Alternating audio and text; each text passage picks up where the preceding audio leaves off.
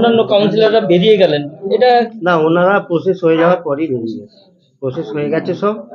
আমাদের প্রেসিডেন্ট সাহেব ঘোষণা করেছেন চেয়ারম্যান হিসাবে আমার নাম বা আমার যারা কাউন্সিলর ছিলেন তারা প্রস্তাব করে সমর্থন করেছেন, তারপরে ওনারা সেখানে বৈদ্যনাথ।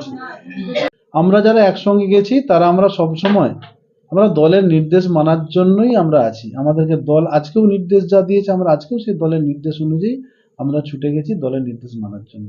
যারা সব সময় দলের কর্মসূচিতে অংশগ্রহণ করে, মিটিং মিছিল দলীয় যে কোনো কর্মসূচি সরকারি প্রকল্প রূপায়ণের জন্য প্রচার, আপনারা লক্ষ্য করে দেখবেন আমরা যখন যাই সেই সব কাউন্সিলররাই আমাদের সঙ্গে ছিলেন। এবং আমি তৃণমূল কংগ্রেস করি, সত্যি যদি তৃণমূল কংগ্রেসের সৈনিক হয়ে থাকি বিজেপি তাহলে আমার বিরুদ্ধে বলা উচিত।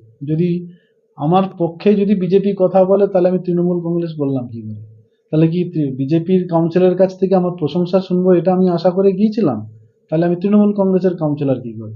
আমি তৃণমূল কংগ্রেসের কাউন্সিলর মানে বিজেপির কাউন্সিলর আমার বিরুদ্ধে বলবে, এটাই তো হওয়া উচিত। সম্ভবত আপনি যার কথা বলছেন বোধহয় আমাদের তৃণমূল কংগ্রেসের বর্তমান যে কাউন্সিলরের মধ্যে সম্ভবত হয়তো উনি বোধহয় আমাদের এই মুহূর্তে দলীয় কাউন্সিলর।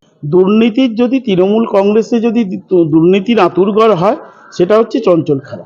তারপর ছিল যে আজকে চেয়ারম্যান নির্বাচনের পর ওনার শপথ বাক্য পাঠ করাবেন না।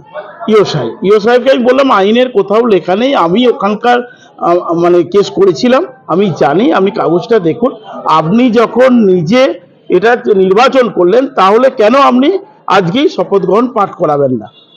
উনি তারপর সেই নিয়েই তর্কাতর্কি হয়েছিল, তার পরবর্তী সময় উনি শপথ বাক্য পাঠ করালেন এবং একইভাবে চেয়ারম্যান এবং ভাইস চেয়ারম্যান দুটো নির্বাচনই হল। আমার নাম পার্থসারথী মাইতি, কাউন্সিলর 10 নম্বর ওয়ার্ড। 4 বছরে 3টে চেয়ারম্যান আমরা দেখে নিলাম। এই পরিস্থিতি অনুযায়ী মানে ভাবতে পারেন, মানে একজন মানে হাসিও লাগে এই পরিস্থিতিতে। মানে ওনার তো একদম চোখ দেখলেই বা আপনারা নিজেরাও রিপোর্ট করেছেন যে একদম মানে চোখে একদম ছলছল অবস্থা হয়ে গেছিল ওনার একদম এতে।